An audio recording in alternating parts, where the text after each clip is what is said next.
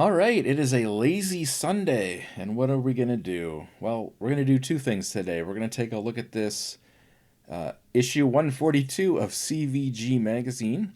We'll take a quick look through this magazine, and then we're going to check out the great Giana sisters for the Amiga. I recently checked out the Commodore 64 version and mentioned that it was also released on the Amiga and the Atari ST. So we're going to check out the Amiga version, and it will be my first time ever trying Amiga emulation, so that'll be pretty cool.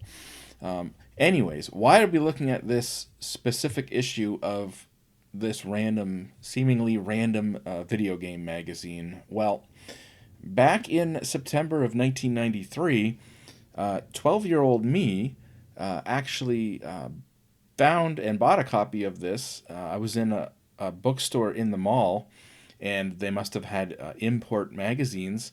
And I don't know if I don't know if I knew that this was an import. 12-year-old me was kind of dumb.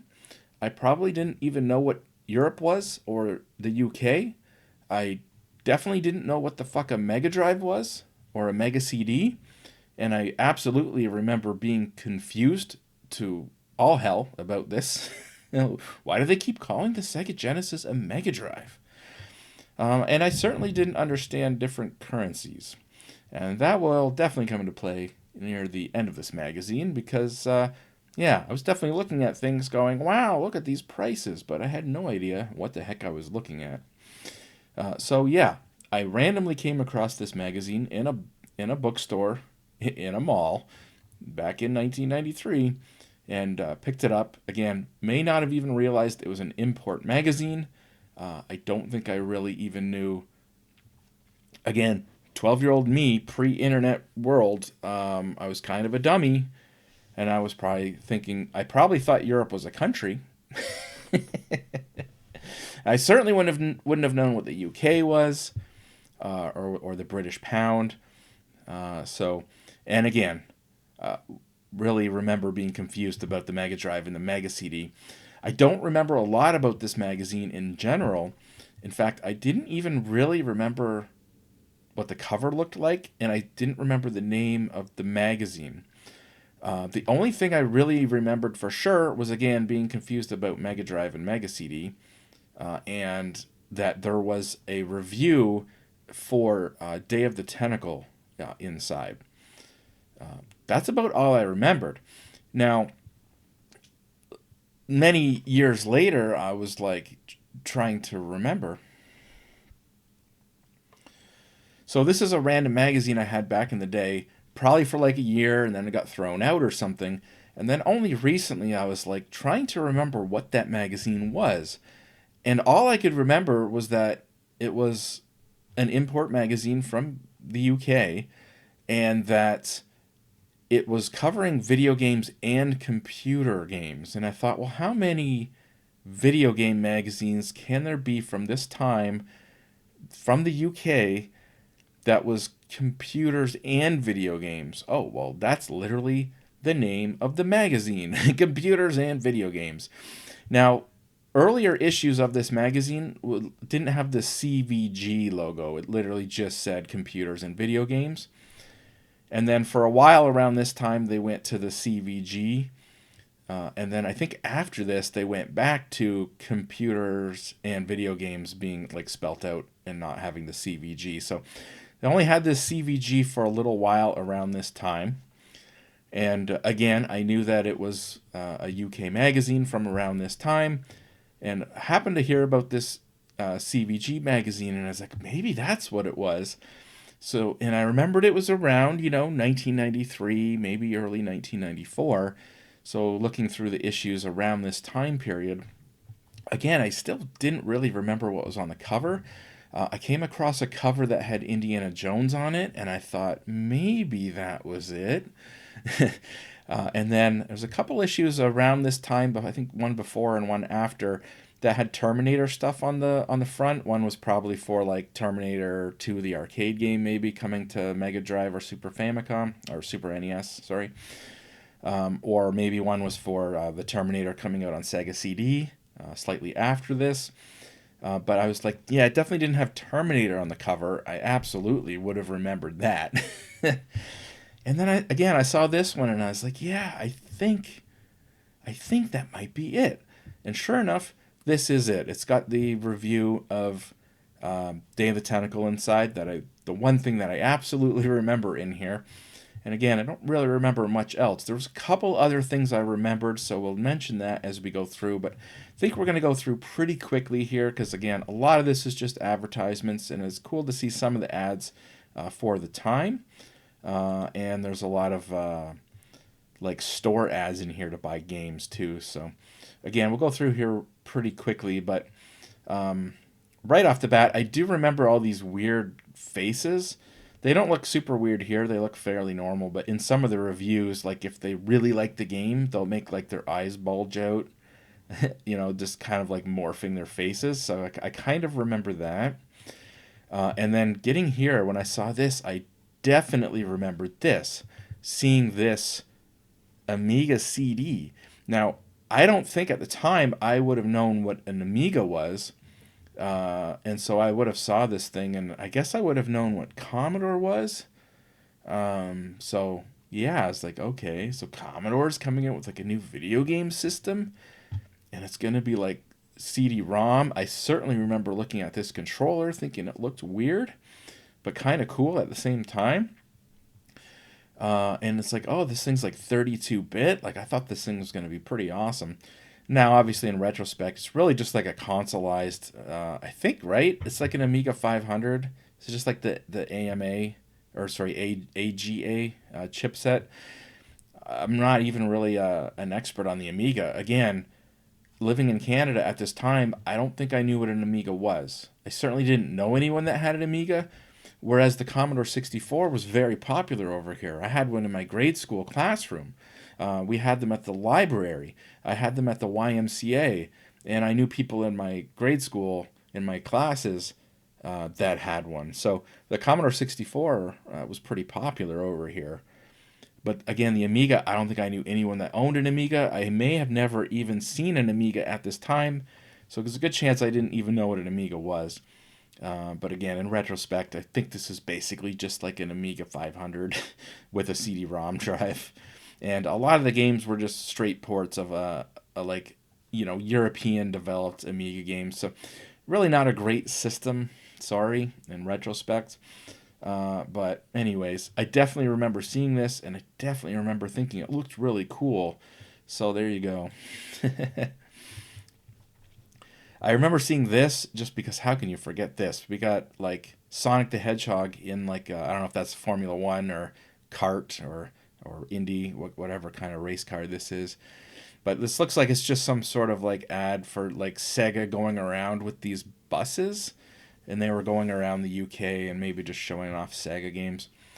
Pretty cool. We got Mortal Kombat for the PC coming out.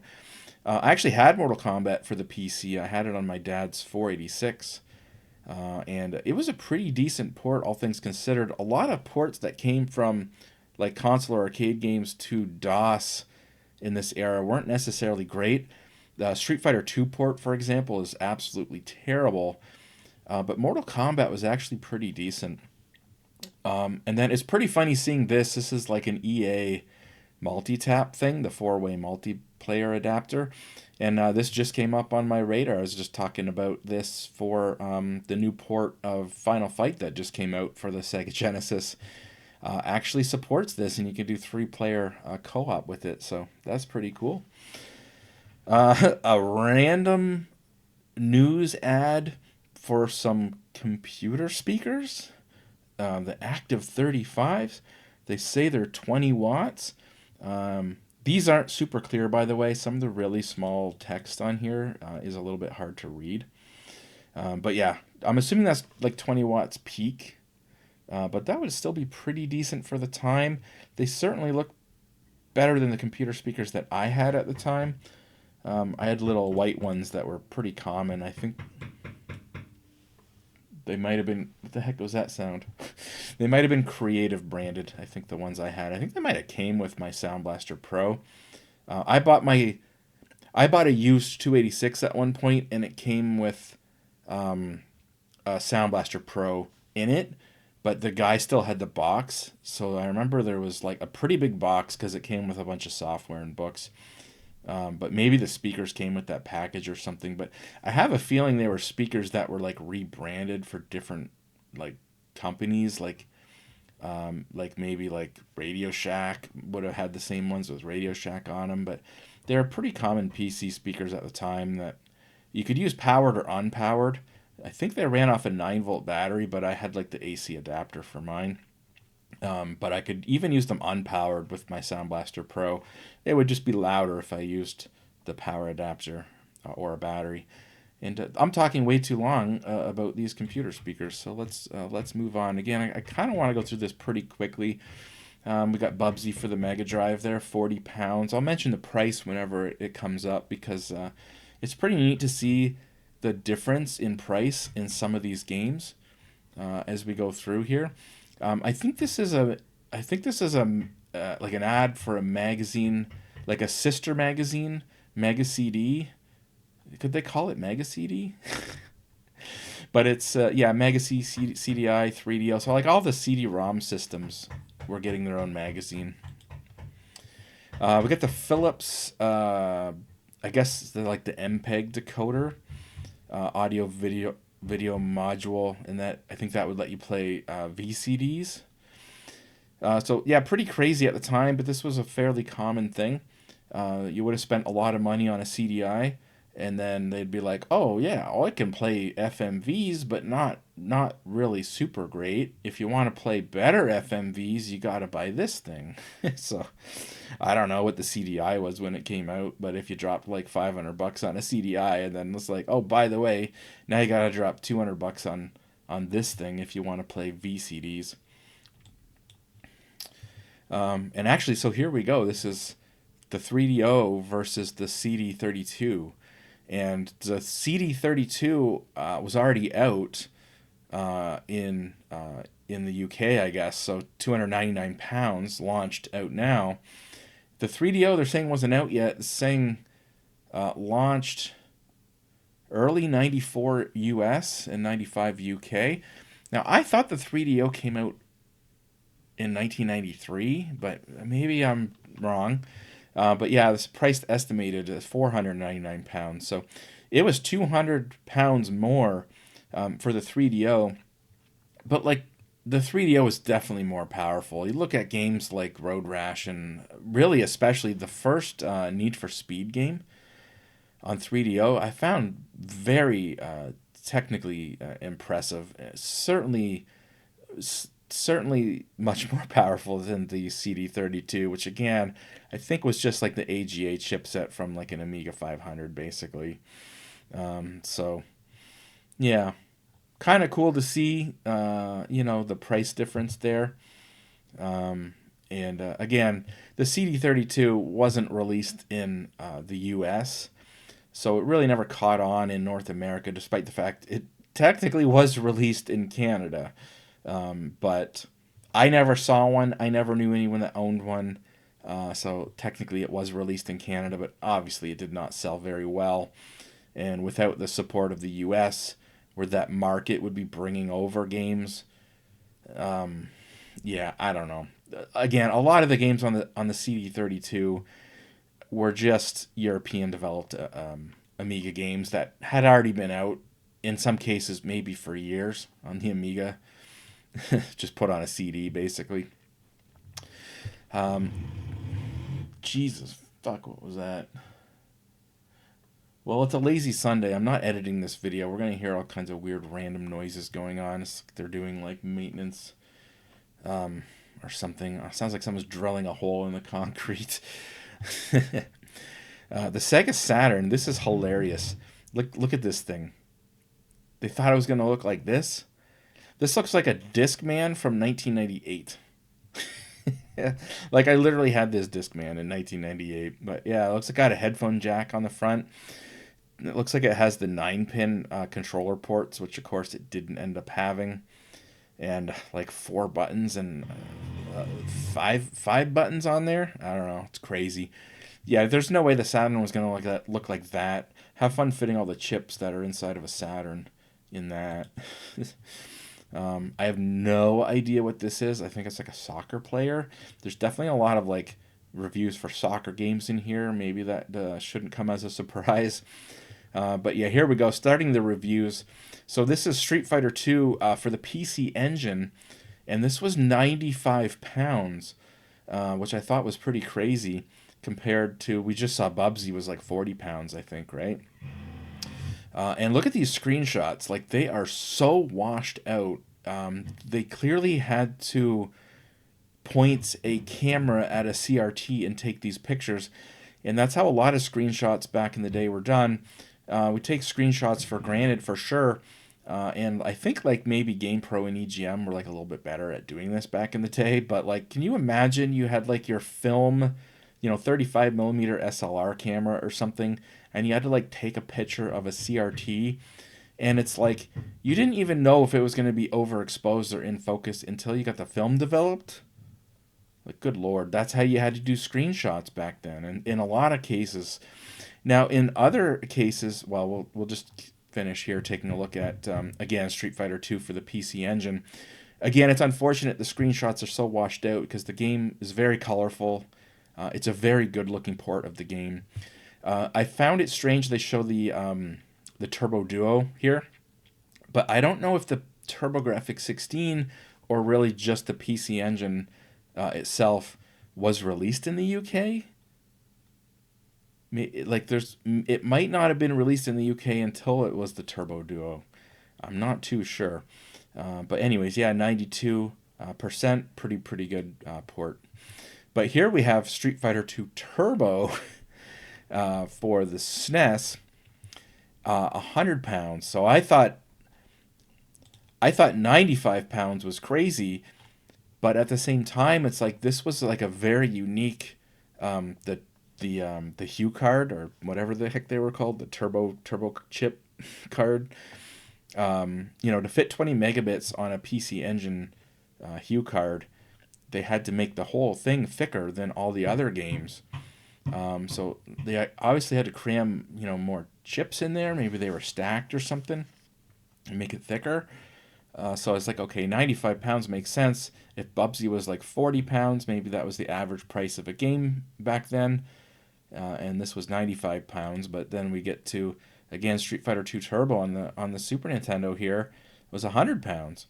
But look at the screenshots. They got much better screenshots. So either they got these screenshots from Capcom provided them, or they have some sort of a system that can take video stills directly from the video source. And maybe so maybe they had this game in their studio with their special equipment, whereas these screenshots maybe they had to get at a trade show, or maybe they went to Capcom and Capcom showed them this there, and they had to take pictures of the CRT versus getting direct video stills, or again Capcom provided these maybe. But yeah, it's a shame because it makes the Super Nintendo version look amazing, and it makes the PC Engine version look terrible.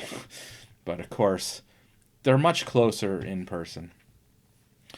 This I was surprised to see, Gunstar Heroes, because I don't remember ever hearing about this game or seeing this game back in the day. It wasn't until like 2005 that I really knew what Gunstar Heroes was, but yet here it was. I would have saw this back in the day. And again, this one's 40 pounds. So Gunstar Heroes was 40 pounds, and Street Fighter 2 Turbo on the Super Nintendo was 100 pounds. Again, such a surprising difference in price of games here. And I assume this isn't a small, maybe it's a 16 meg cartridge. It might not be a 24 meg cartridge like Street Fighter 2 Turbo, but still, that's a huge price difference. And yeah, 92% for Gunstar Heroes. And then what's even more surprising is look at this. In the same issue, we're getting a review for Rocket Knight Adventures, 44 pounds.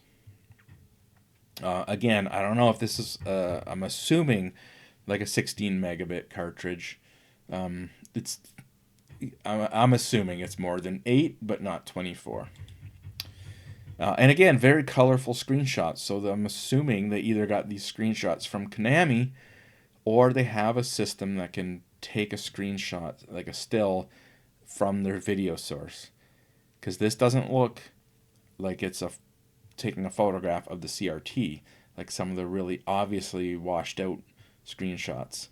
Again, advertisements for buying games. So there's a lot of stores advertising to buy games, and some of them are, some of them are import. So again, maybe importing games from Japan, or maybe even importing games from North America. Because again, the North American releases came out a lot earlier than they did in the UK at the time. And here we go. So Day of the Tentacle. Now, in my memory of thinking back of this magazine, I assumed this was Day of the Tentacle for the Amiga. But now I'm like, well, maybe Day of the Tentacle didn't come out on the Amiga. Monkey Island 2 definitely did. But I don't know necessarily that Day of the Tentacle did. So this is PC/CD-ROM at 43 pounds for the floppy disk version, and 46 pounds for the CD-ROM version. The floppy disk version was still on quite a lot of floppy disks. The entire intro had the full voiceover. So, you know, I'm going to take on the world, and we've got to go back to the mansion. That's fully voiced even on the floppy disk version.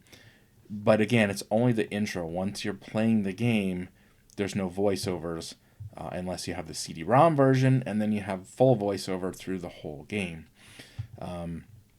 Now, the reason I'm bringing that up is because Secret of Monkey Island 2, I don't know why I said secret, nobody calls it that, Monkey Island 2, was already on like a lot of floppy disks, and the Amiga floppy disks weren't like PC floppy disks at this time were usually the high density 1.44 megabyte floppy disks, and that's like Monkey Island 2 on PC, or Day of the Tentacle on PC would have been on 1.44 megabyte floppy disks.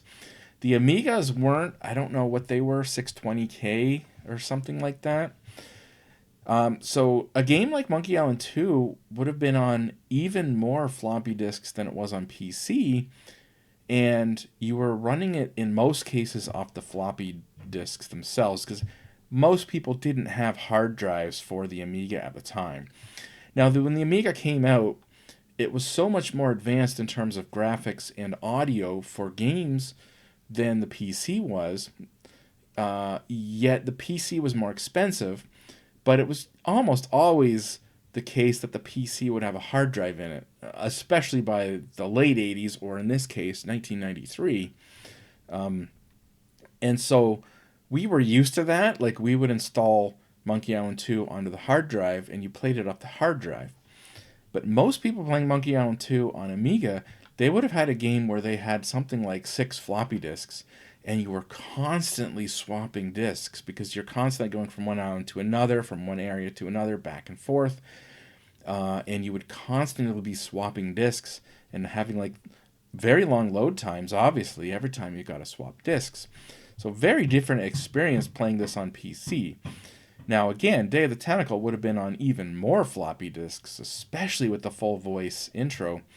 So yeah, I'm thinking maybe it didn't come out on Amiga, but of course, remembering this magazine in my head, I was assuming this was Day of the Tentacle for Amiga. So I was a little bit surprised to see that this was actually the PC version. But again, this game might not have been released on Amiga, but Monkey Island 2 definitely was. So I assume most people over there would have played Monkey Island 2 on the Amiga. More people would have had an Amiga over there than a PC. We got Asterix for the Super Nintendo, 45 pounds. This character was not very popular over here, so I doubt this game was released over here. Again, more ads for buying games. And then we've got an Amiga game, One Step Beyond. I've never heard of this game, but 30 pounds. More ads for buying games. Got an F1 game for the Super Nintendo that did not get a very good score here. Is it really that bad of a game? Or perhaps they're just not really into F1. I don't know if the game's more simulation based. I don't know. I'm not sure, but Golden Axe 3 on the other hand, this one's interesting because yeah, Golden Axe 3 on the Mega Drive, £40. This game wasn't released on a physical cartridge over here. It was only released on the Sega channel. And yeah, not a great game as they mention here. I think they say it's kind of like, I think they say they like the first two better. And I think most people probably this is their least favorite out of the three. But interesting to see it being released on a cartridge. And there you go, £40. Super Turrican on Super Nintendo, £45. Again, it seems to be the average price of the average game is 40 to £45. And then yet Street Fighter 2, £100. It's just, that's crazy, right? Got another ad for, I guess, a video game store selling some games. And as you can see there, it says new releases. So Cool Spot, £45. Flashback, £45. We got free joystick converter. Imagine that thing works great, right? You're just like literally sticking that on your D-pad, right? It's not like you had like threads to screw it on. It must just stick on. It's not going to stick on very well. And again, a lot more ads for buying games. And in a lot of cases, again, import games. And now here we go with the football, or the soccer as we would call it, and just a whole bunch of reviews for soccer games. Again, not too interested, but again, you can see the difference in quality of screenshots from one game to the next. Again, these are clearly photos of the CRT, whereas this one is clearly not. So interesting. And this one is £50 for the Super Nintendo. Now, here's what I was talking about. Me, 12-year-old me in 1993, not understanding the difference in currencies. And so I saw this and I was like, I can get this computer with a mouse and games for $150? Like, this is amazing. I should tell my mom to buy me one of these. Yeah, I would have had no idea. And the monitors probably cost more than the computer. These are actually, this is grayscale and mono, so these are just black and white or monochrome monitors. And yeah, 70 to 130 pounds. But yeah, again, I wouldn't have known what an Atari was. An Atari ST, I should say. These Atari computers. So I probably thought this was like any other quote unquote computer. To me, was a DOS PC, and I could just stick my DOS games in here and play them. But obviously not the case. And again, more soccer games. Although we've got Sensible Soccer, and they're showing it here for the Game Boy, and those screenshots look pretty decent. So they must have had a way to play Game Boy games that went to a video system, a CRT. Are these screenshots of a CRT, or are they even like video capture? I'm not sure, but yeah, that kind of hardware existed back then. It existed for the kiosks and for game developers, but magazines, if they needed to get screenshots of Game Boy games and they didn't want to take a picture of the Game Boy screen, yeah, they would have had to have some special hardware device that could play the Game Boy games and give them like a video out. Dune 2 for Amiga, £30. So, yeah, I wonder how many floppy disks this was on.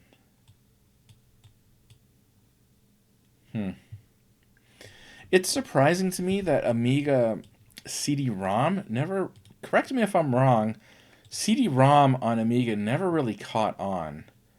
That's not to say it didn't exist, but it certainly seemed like a very niche thing that never really caught on. And even in 1993, all your Amiga games were still going to be on floppy disks. Cliffhanger. What does this have to do with anything? The soundtrack. You can win the rope used by Sylvester Stallone in the movie. Wow. I never saw Cliffhanger back in the day. I only saw Cliffhanger for the first time probably 5 years ago. And actually, pretty decent movie, I gotta say. Better than I expected. So, definitely check out Cliffhanger if you haven't. And here we got an ad for Game Boy games from Konami. And we got Kid Dracula right in the middle. And these screenshots definitely look like it's a picture of a CRT. This one's not even straight, and you can see the edge there. So yeah, even Konami couldn't get their own game, but look at this one, even has the curvature of the CRT on it. So they're definitely taking a photo of a CRT. So they couldn't even get like digital captures of their games. Even they were just doing it, taking a picture of a CRT. General Chaos for the Mega Drive. I'm not familiar with it. I mean, I've seen it before, but I've never played it. £45. Bubsy the Bobcat for Mega Drive. £40. They're giving it an 81%. I thought this game was pretty terrible. Like, isn't this game generally considered to be a bad game? Not sure. But yeah, I'm definitely surprised to see it getting an 81. And they're going to compare it to Sonic 2. The Toddlers for Super Nintendo, £45. And again, really, really bad screenshots. Definitely looks like it's, again, taking a picture of the CRT. And yeah, I think this is like a Lemmings kind of a puzzle game. Not sure if it uses the mouse, but seems like the kind of game that maybe it would. What are they comparing it to there? Krusty's Super Fun House. So also like a kind of a puzzle game.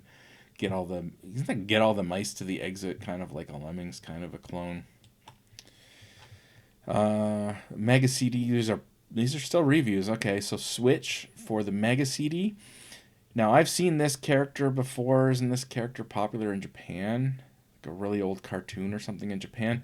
But yeah, I wouldn't have expected the game to be called Switch. Mario's Missing for Super Nintendo, £45. Sim Life for the Amiga, £30. And a PC game, £40. The Amiga games are often pretty cheap, right? £30. It seems like a lot of them are. This one's £20. This is a review for a brand new game, and it's, cheaper than any other game that we've seen this far. Now, granted, being on floppy disks, it would probably be cheaper to produce than the games that are on cartridges. But still, yeah, I don't know. And Warp Speed for the Mega Drive, which I'm not familiar with, got a pretty bad review score there, but £40. This definitely caught my attention. Again, back in the day, being a dumb kid, not understanding these prices, but I loved Lemmings. And again, I saw this computer with Lemmings, and again, I probably assumed this is a computer that just plays DOS games, not necessarily knowing what an Amiga was, but a computer that can play Lemmings comes with a mouse, and it's only $230. I didn't comprehend what was going on here, but I thought these were like really cheap prices for computers. And yeah, there's an Amiga 1500 and an Amiga 4000. Again, this is kind of blurry, even like zoomed in. It's kind of hard to read some of the small print. I'm assuming those don't come with the monitor, because I don't know what these color monitors would have cost at the time, but probably at least a couple £100. And that's like the whole computer's £400 there, with a 1 megabyte of RAM. And then over here we have the Amiga 600 with a hard drive. So the base Amiga 600 is £200, and then it's £70 more if you want a 20 megabyte hard drive, and then up to £200 more if left one, an 85 megabyte hard drive. These all have 1 megabyte of RAM, but the hard drive is changing. Again, most people prior to this still probably on Amiga 500s, and I'm assuming most people didn't have a hard drive. I could be wrong. Correct me if I'm wrong. How many? Again, over here, nobody owned an Amiga. I never saw one. I never knew anyone that owned one. Obviously, over in the UK and in Europe, the Amiga 500, or the Amiga in general, was pretty popular. Was it the Amiga 1000 that came out first? And then the Amiga 500. The Amiga 1200 is more powerful. The Amiga 600 is just a smaller version of the Amiga 500. They took off the number pad and made the system a little bit more compact. But I think most people in the early 90s wouldn't have had hard drives for their Amigas. It would have been an optional thing you could buy. I don't know if anyone's showing that here. Surprisingly not, because it would have been a thing that you could add on. And honestly, is that a CD-ROM drive?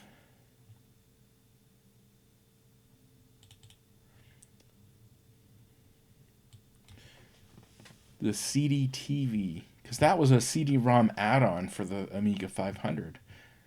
And that was 150 pounds. So an Amiga 500 was 200 pounds, and then it was 150 pounds for the CD-ROM add-on. Now, again, correct me if I'm wrong, but I don't think there's really a lot of games released for the CD-ROM.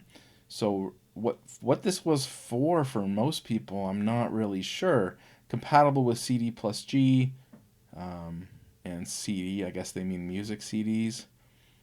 I don't know. Could you play VCDs on that? I doubt it. You would definitely have to have hardware added on your Amiga. Could you get an expansion for the Amiga 500, like an MPEG decoder, and then could you play VCDs? I don't know. And again, was there really a lot of games released for the CD-ROM? I don't think a lot of people had that. Again, not a lot of people had the hard drive, as far as I know. I think almost nobody would have had that. But again, I could be wrong. Let me know. Well, zoom out a little more here. So still in the reviews, PC, Where in Space is Carmen Sandiego, 50 pounds. Vegas Strikes for Super Nintendo, 45. Got an NES game here, late 1993, Alien 3, 35 pounds. And another Amiga game, 30 pounds. Again, the Amiga games in general seem to be cheaper. We've got some cheats, I'm guessing just because here we have full maps for Spot. And I think to get these full maps back in the day, they literally had to move around to every screen, take a picture of the screen, and then like paste it all together. That must have been so tedious. And yeah, this doesn't look like it's the pictures of the CRT. It looks again like it's a video capture. But they still would have had to capture one screen at a time, and then composite it all together. Assuming they're doing that in like a Photoshop or publishing software. And how slow would the computers have been at the time when you're taking, like, each one of these screens, there was where Spot is, right? Because this is going to be like probably 4 high. And I don't know, 16. You know what I'm saying, right? Like there could be like 100 screenshots here that you're going to copy and paste together in software. And with a computer, it's in 1993. That must have been so slow and tedious. But then again, taking pictures with a film camera and getting the film developed is also going to be slow and tedious. So everything must have seemed like a much more work back then. And this is, I guess, just special moves for Street Fighter characters. And another soccer game. And more just random cheat codes for random games. There, I got Afterburner 2 for Mega Drive and Tough Enough for the Super Nintendo. And We got the mailbag, so where people would, I guess, submit mail, questions or comments. Um, yeah, not going to go through all that. Most magazines had such a thing. And then. So this I remember. Again, a couple of things I vaguely remembered about this magazine from back in the day. And this was a screenshot of Monkey Island 2 when you're at the grave yard. And I remember that because, again, I was obsessed with Monkey Island 2. And seeing a screenshot of Monkey Island 2 in a magazine was pretty cool at the time. This is, I don't even know, this is like an ad for like a bank. And it's like if you have this bank account, you get 25% off computer games. But it's like at least two of these or three of these aren't even computer games technically. I mean, kind of console, kind of still computer games, I guess, in a generic term. But question corner. Okay, so this is, I guess, this would be where they're asking questions, and you would think they would be replying to each one. So maybe the mailbag is just comments, and then they put all the questions here. Where the heck's my freaking mouse cursor, man? I'm trying to find a white mouse on a white background. Um, Now we're into previews. So got RoboCop versus Terminator for the Mega Drive. Price to be announced.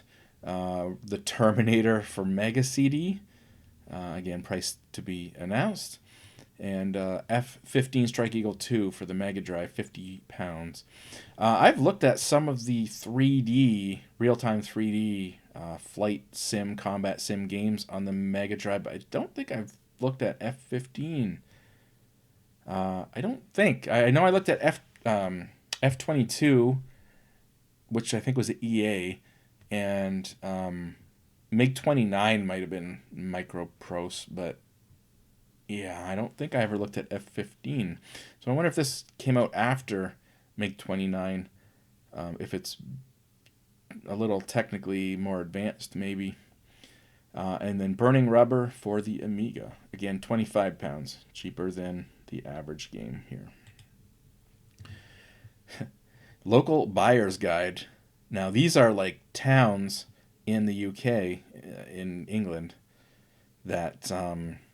So I guess if you like live in this town, this is like a store that you can get games from, or it's like here we have the Atari Lynx user magazine. Weird that that's in a magazine in a town.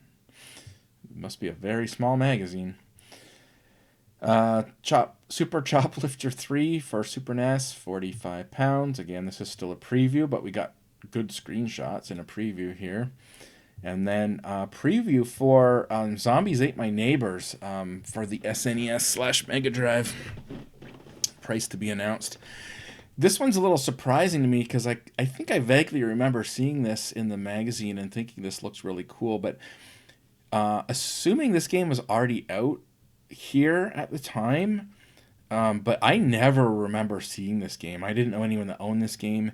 I never remember seeing this game on the store shelves for sale. I never remember seeing this game for rent.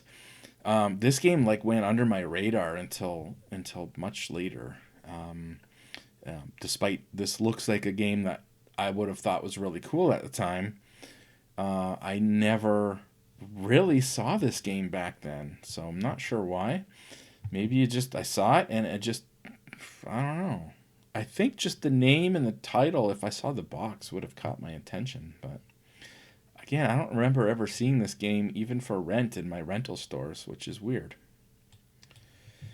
And then, yeah, whatever this is, an ad for the magazine and an ad for Jurassic Park.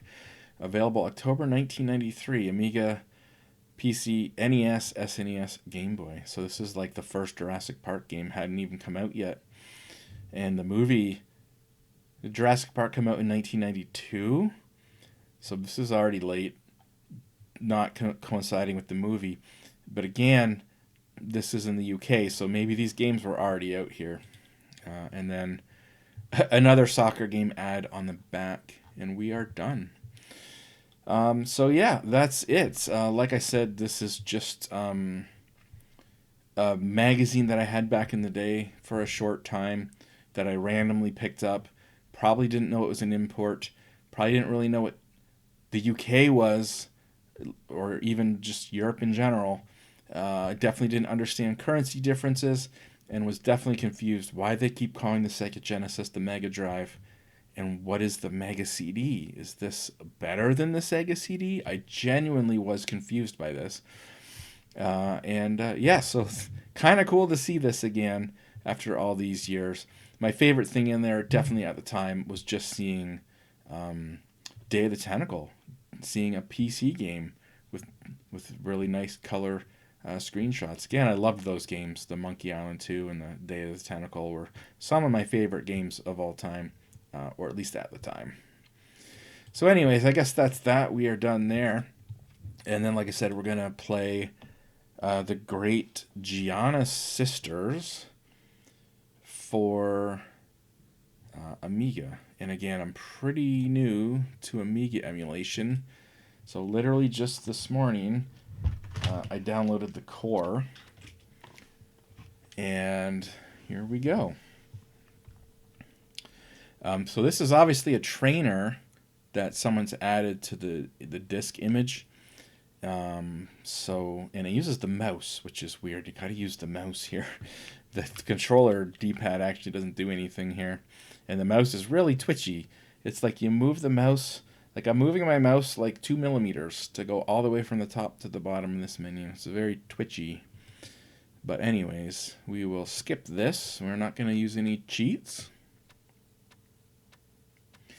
And if you can hear that sound, that tick, tick, tick, tick, tick sound, that's the emulator emulating the sound of the 3.5-inch floppy disk reading the disks, which is pretty cool. Again, I'm very new, first time doing Amiga emulation here, so I definitely wasn't expecting that.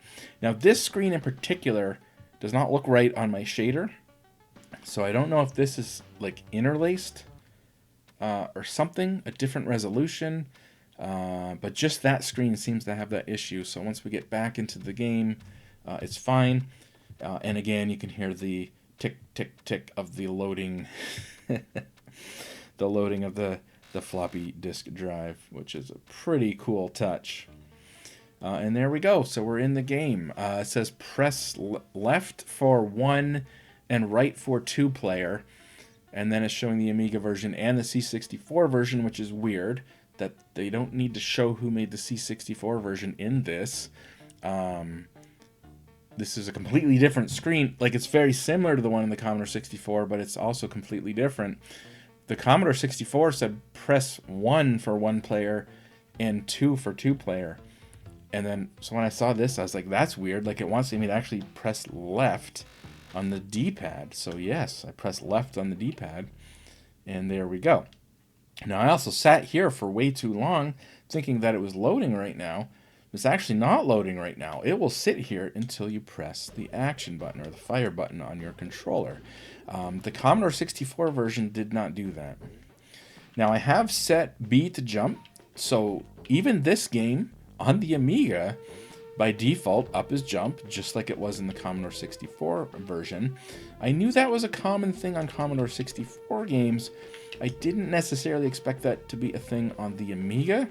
I have to assume the Amiga controller port supports more than one action button. So I don't know. You guys let me know. But I've set it up so B is fire and A is jump. And it feels great. And yeah, you know, the graphics here are a little bit better than the Commodore 64 version, but they're not, like, that much better. And I find it very strange that when you... Well, I'll continue on to level 2 here. To kind of show you what I'm talking about. But when you get these, like, at first I thought I'm supposed to grab these. And then I'm like, they're kind of hard to grab. But then I'm like, oh, you don't have to grab it. As soon as you hit the block, your bonus, so it's like your bonus diamond things that you're collecting. And, you know, in the Commodore 64 version, those were kind of blue. But again, it's weird to me that it looks like you're supposed to grab it, but you don't. Why even show that animation then? And the fireballs, they were called bubbles in the instruction manual. And in the Commodore 64 version, again, they were... Fuck! I got stuck on that boulder. I got stuck on that boulder and then hit by the enemy. But okay, we get a power up here to go big again. But, uh-oh.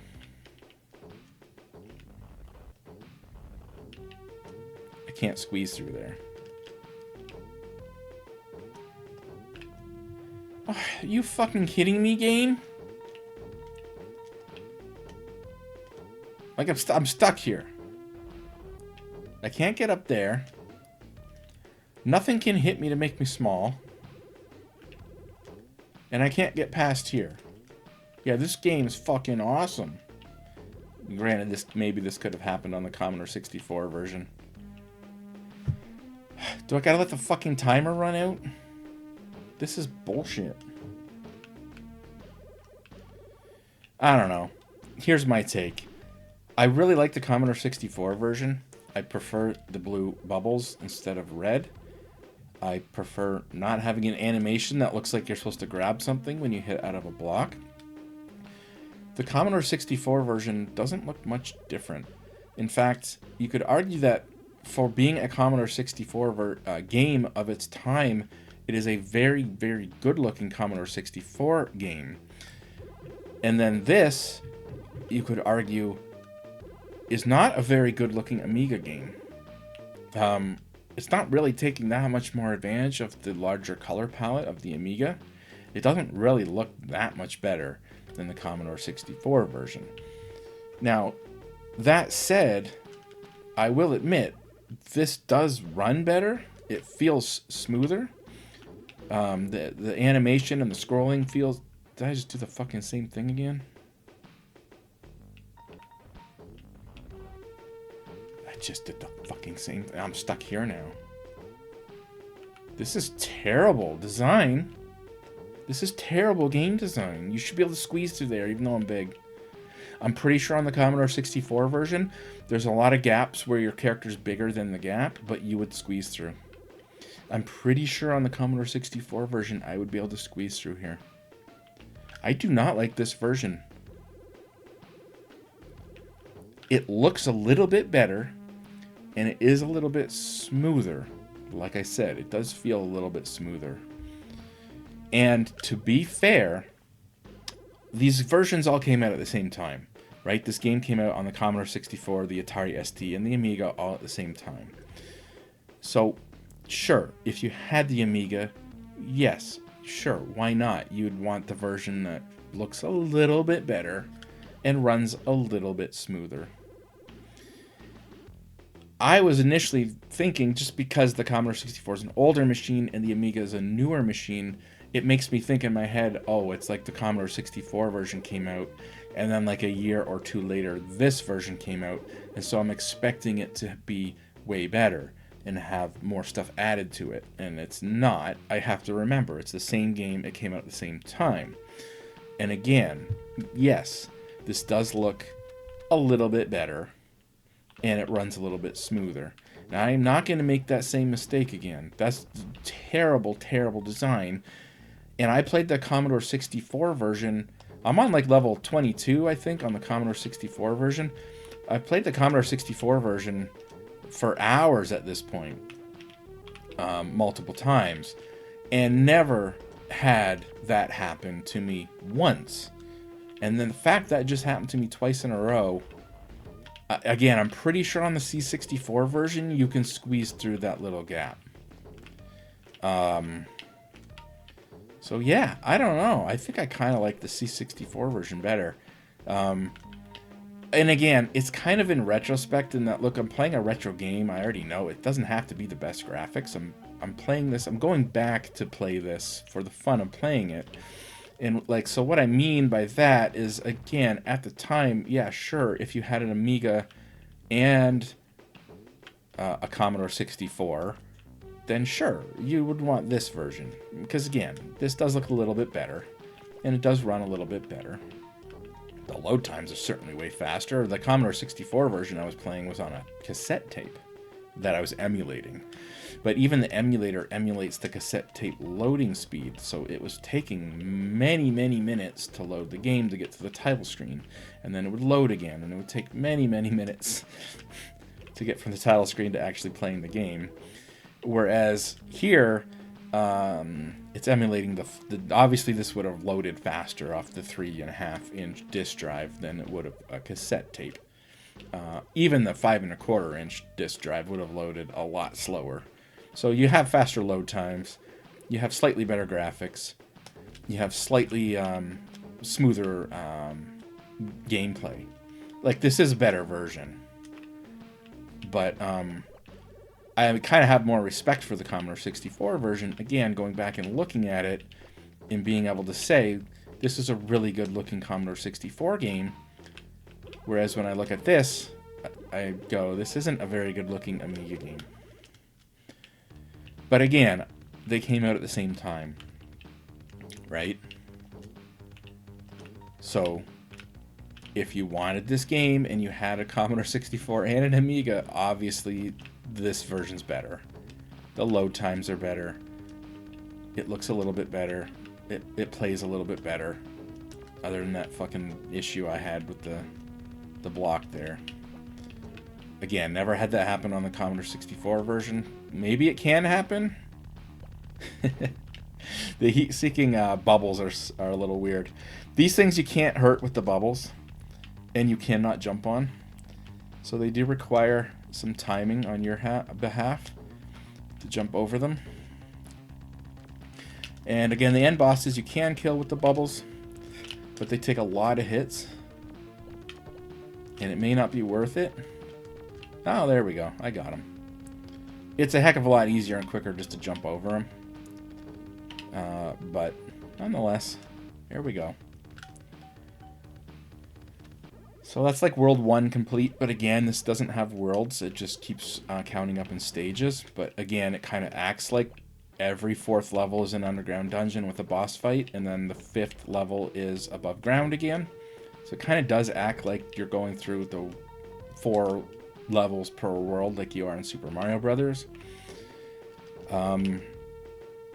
The bomb again kills everything on screen. I don't know how to use it with the controller, and I jumped right into that B. And that's game over, which is cool. We get to see this cool effect on the what do you call this there, the scoreboard thing. Obviously the Commodore 64 didn't have that effect. I don't remember it having that effect. One difference here is you can input your name with the controller, so pressing up and down and then left and right goes through the letters on the controller. The Commodore 64 version, you had to use the keyboard to input your name, so that's different. And it's a little awkward. I don't know if I can delete this now. I'm just stuck with whatever. We'll put a copyright logo there. Whoops. There we go. So yeah, anyways, quick look at that game. Like I said, I just wanted to take a look at that game after playing the Commodore 64 game and seeing what the difference was. And like I said, can we skip here and go back to this? Like I said, in retrospect, being able to play both versions, I'm more impressed by the Commodore 64 version. But again, these came out at the same time. The Amiga version does look a little bit better. It just doesn't look as good as I was expecting. But again, I think in my head, I was expecting a game that came out a year or two later, not in the mindset. Again, remember that these games came out at the same time. Yes, this version does load faster, it looks a little bit better, and it runs a little bit better. It is the better version. It's just, again, I don't know. I'm more impressed by the Commodore 64 version. And it's the first version that I ever played, when I ever even heard of this game. I played this very quickly on my Commodore 64 Mini, the C64 Mini. They couldn't even call it Commodore. They didn't have the Commodore rights for the name or the logo, so it's like the C64 Mini. But I didn't realize I had I had a PAL 50 hertz game, and I was running it on an NTSC emulator. So it was all glitchy, and I was just like, oh, this game just must not run right on the C64 Mini. So I only played it very shortly. And like I said, on PC here, I'm very new to Commodore 64 emulation, and this is the first time I've ever tried Amiga emulation. So maybe we'll check out more Amiga games. But for now, the great Giana sisters, yes, this is the better version. I guess if you don't care about the history and you don't care about the fact that like the Commodore 64 version I think is more impressive for being a Commodore 64 game. Maybe you just love the Commodore 64 and you love the way the SID chip sounds, so you love hearing the SID music. I can see that too. So like some of you may be more nostalgic for the Commodore 64 version and you prefer to play the Commodore 64 version. If you don't care about the history and you don't care about the system itself and you just want to play this game, again, yeah, I guess this is the better version. So anyways, there you go. That's it. Again, Lazy Sunday. That is it. See you guys later.